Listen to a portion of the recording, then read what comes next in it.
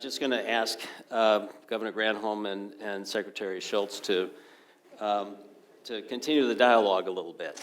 I think both of you talked about, frankly, the need to depoliticize the clean energy economy, the pivot to clean energy economy, the climate change issue. What's the best way to do that? And particularly when we still have a lot of climate skeptics out there who want to deny climate change. What could the next president do as a leader? What should others in this room be doing to help depoliticize this issue? And is it important to depoliticize it? Let's start with you, Jennifer. I mean, I appreciate what you said about not being bipartisan, being nonpartisan. And in every state, every mayor and every governor are focused on jobs. And to me, I don't want to skirt the issue of climate change, but I feel like I want to say, you know, agree or disagree, you all want jobs. And if you are putting your green eye shade on as a business person and you are looking at the demand trajectory of these products, you want to have those products built in your state. And if you aren't following the fact that the globe is going to have a huge demand for batteries, for smart buildings, for, you know, all of this, then you're missing the boat. So I would say, you know, regardless of what you think about whether the climate is warming, you have to acknowledge the facts that the demand for these products is going through the roof. And the question is, are we going to be passive and allow other countries to achieve to get those businesses to locate there, or are we going to get in the game? And I say, let's get in the game. Secretary. Well, you have to face the fact that a lot of people now work in coal mines and various other efforts at fossil fuels. That's a large employer. And so you got to think about those jobs. For sure. I think the effort to say, put a price out there instead of telling people you can't do this and that, says to them, look, maybe you can figure out how you can make coal usable. We do know that you can capture and sequester. It's expensive. Well, if you can figure out a way to do it, fine. You can save your job. But we have to realize that there are winners, but there are also losers, and deal with them, because that's part of your politics. The way you do this is to get more George Shultzes in the Republican Party. Really, we need more of you to be able to make the case. I mean, you are such a fantastic, you know, leader on this, and I just wish there were more of you who are willing to stand up and say, put a price on carbon, and the economists say this is the most efficient way of being able to do that. But alas, you are sort of alone. Well, people keep saying that, but I say, who was the first big environmentalist? Teddy Roosevelt. Yes. Who created the EPA? Richard Nixon. Who did the acid rain cap and trade system? George H.W. Bush. Who did the Montreal Protocol? Ronald Reagan. What more do I have to say? I hate to say that you're, of course. So let me follow up on this.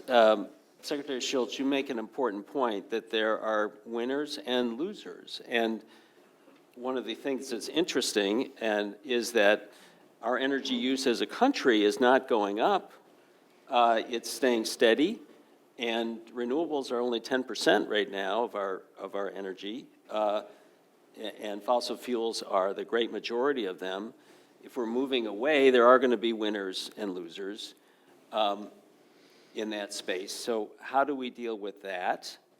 And a second question. One way we deal with that is what Jim Sweeney will teach us. And when his book comes out, when is it going to be, Jim? About August. What's it called? Wait for this book. What's the title of it? It's called Energy Efficiency, Building a Clean, Secure Economy. Not all three in there. Awesome. But what this book does is it tells you, and we put in color charts so you can easily read the charts, how much has been contributed to solving our problem by using energy more efficiently. It's huge. It dwarfs everything. And more of it can be done. Right. So your point maybe is that it's not just a question of jobs in the sources of energy, but also in the application of energy. And how we use our energy may be a huge new opening for new jobs that we haven't thought about. And you're seeing a lot of that interest here in Silicon Valley with the behind-the-meter activity, and we'll talk about that a little bit later. But Let me give you an example. I used to work up in the city. I worked at a company called Bechtel. And we had a 23-story building. And you remember 10 or 12 years ago, there was a big electricity crisis in California. And so we dimmed the lights in the corridors, actually made them better. They weren't so glary. And it's a company where people travel a lot, so that we're right out. If somebody's not coming into the office, don't turn the lights on. So we saved 13% of our electricity. Right. Nobody invented anything, nobody was put out, just did some sensible things because you're a little conscious. And huge amounts can be saved this way. Huge. And I would say that the combination of hardware and software put together is an opportunity for the U.S. to vie for manufacturing those products, because you will need the research and development adjacent, perhaps, to the manufacturing, that you will need an ecosystem of suppliers, that there is, when you have a building that can sense when you are entering, or if you have a building where your ions are being negotiated with your storage, it's so much more complex than a one-off product that is simply manufactured somewhere else. So I just get back to the jobs point about, I think so strongly that politicians on both sides of the aisle are all interested in jobs. And if the business community can help give them the backbone to be able to pass laws, because it's good for business, because business needs to adapt to this both globally and regionally, then I think it can happen. So let me ask both of you who have had extraordinary experience in government, if you were the next president, how would you set up the federal government for success here? What we're hearing is that a lot of the action is at the state level. We've got a skeptical Congress.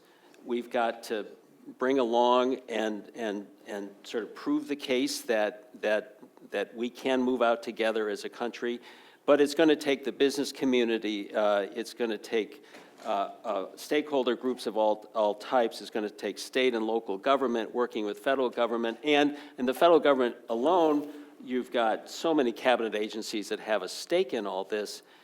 How do you implement at the federal level this kind of transformative activity and how can the president oversee that effectively? It seems like, an incredible challenge.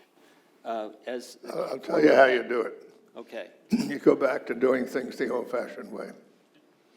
Right now, if you are asked to be assistant secretary or something, and you say yes, you get a wad of paper about this thick, and you realize you have to have an accountant and a lawyer to help you through, and somebody taps you on the shoulder and says, by the way, if there's a mistake, it's a criminal penalty. So finally you get that in, and you get nominated. The Senate then takes its time. Then you get reported out favorably. At the end of the 2014 Congress, there were 133 people who had been reported out favorably and not acted upon by the Senate. In other words, those are all empty slots. And you can't run things that way. Furthermore, there has been a huge movement of policy setting and execution into the White House and the NSC. Bob Gates in his book says, I was in Afghanistan and I saw this white telephone. I picked it up. It's connected to some kid in the White House. He says, I ripped it out and threw it at somebody. You can't run things that way. So here's what should be done. The president-elect should say, I am going to regard my cabinet and sub-cabinet as my staff. And those are the people I'm going to work with to develop policy. It'll be my policy, but they're going to be involved. When you do it that way, you have access to the career people. And I found in the various cabinets I headed, the career people will work with you if you work with them. And they have a lot to contribute. They've been there, they understand where the bodies are buried. They can be extremely helpful. So you get better policies that way, and you get involvement. And so that when it comes to execution, there are people a little closer to it that can do the execution. So you get better quality across the board that way. And you need to say then to everybody, there's some cross-current type subjects, and energy is one of them. Everybody touches it in some fashion or another. And let's get it on our minds. The DOD uses a huge amount of energy. The Navy has been particularly pushing on this. And I have a big thing in my office, what Marines wear these days in Afghanistan. It's got a flap on the back. It's a solar panel. So instead of carrying all kinds of batteries, they have that little flap on their back, and they stick it in the sunshine once in a while, and they charge everything up. There are all kinds of things you can do, and all departments can do those things. And you get the A players with this kind of approach. And you also can go to the Congress and say, or the Senate, and say, this is the way I'm governing. These are the people who can be called to testify at any time. They're accountable government. So I want a prompt up or down vote on every nominee. And I expect to have the benefit of the doubt because these are the people I plan to work with. Great. Jennifer? Just to build on that a little bit, I think I hear what you're saying. I do think that the White House has to be the locus for the energy strategy in the sense that they've got to be the convener. Because if you hand it to just DOE, then there's interagency, I think, competition. So there has to be the president or their designee as some sort of, I don't know, I hate to use the word czar too, but some super person with a Superman, but some person who is able to pull in the Department of Agriculture and the Department of Energy and the Navy and, all of the agencies who have some touch on it, because almost commerce, they all have some kind of touch. So there has to be sort of an energy cabal, cabinet, whatever it is, from where the policy goes out, but it's organized in a cohesive way. Great. I had an experience way back in 1969. I was Secretary of Labor, and the President made me chairman of a cabinet task force on the oil import program. President Eisenhower had thought that if we imported more than 20% of the oil we use, we were asking for trouble in national security terms. We're beginning to bump up against that. That's why the task force. So we put together a good task force, and inside of a week, we knew more about the subject than anybody else in the federal government. So one of our recommendations was, this energy is an important strategic subject.